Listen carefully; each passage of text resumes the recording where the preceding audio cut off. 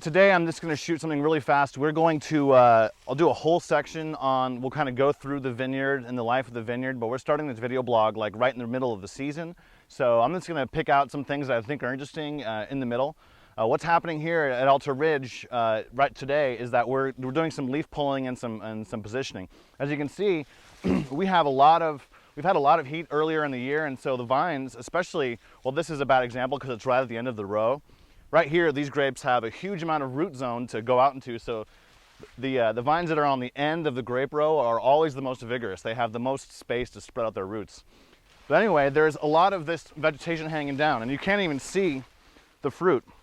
So what we're doing is we're coming through, and this is called Canopy Management. We're coming through, trimming these things off, and in the fruit zone, you want to have a lot of, well, you don't want to have a lot of light, but you want to have some light because the light comes in and allows the grapes to darken up a little better. It gives you thicker skins, which is where all of the color and all the pigment is, and also most of your flavors are called anthocyanins. So what we're doing is we are opening up that canopy. It also helps to get some air through there, and when you have air movement through the fruit zone, you're not going to have as many problems with mold or mildew, and so you don't have to use fungicides nearly as much. So if we can open this up a little bit and get some sunlight on the fruit, we're going to have better wine, and we're going to have to manipulate it less. This is called canopy management. Now, one of the interesting things that you'll see here, if you see these leaves here, these are white.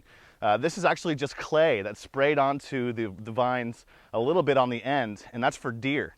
We have a lot of deer up in the oak trees up here, and what they do is they'll come in, if they munch on a leaf that has some clay on it, it kind of will taste like clay, so they'll munch on that, decide that they want to go someplace else. And obviously it doesn't hurt the vine, it's just clay, a little bit on the leaves, but that's what that is, and so that allows them to come, take a nibble at the edge of the vineyard and decide they want to go someplace else. Kind of cool stuff. I'll show you, and after I'll go to a place where the crew has already actually done the thinning, and I'll show you what that looks like right now. All right, so here you've seen the crop thinning's already been done, and the shoot thinning. As you can see behind me, there's a lot of leaves on the ground. Those are just gonna basically go away. They're gonna dry up and desiccate. These, you can see all this fruit looks really good. There's none of the stringy stuff. We did have a lot of shatter this year, whereas like all the berries didn't set, so we're gonna have a decently low yield. But as you can see, there's a lot of room in the fruit zone. All the air can get in there. All the light that we need can get in there. So we're gonna have grapes that have thicker skins. The vine will actually adapt when it has a lot of light on the berries before they start to color up, before what's called veraison, which is when these green berries will turn red. This is Merlot.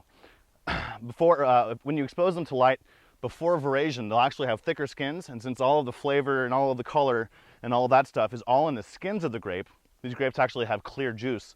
You get a better wine doing that. So that's what we're doing here. And again, we're going to do a full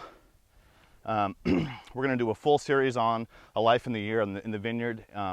But this is happening today. I happen to be at the vineyard, and so I thought I'd grab it for you and show it to you.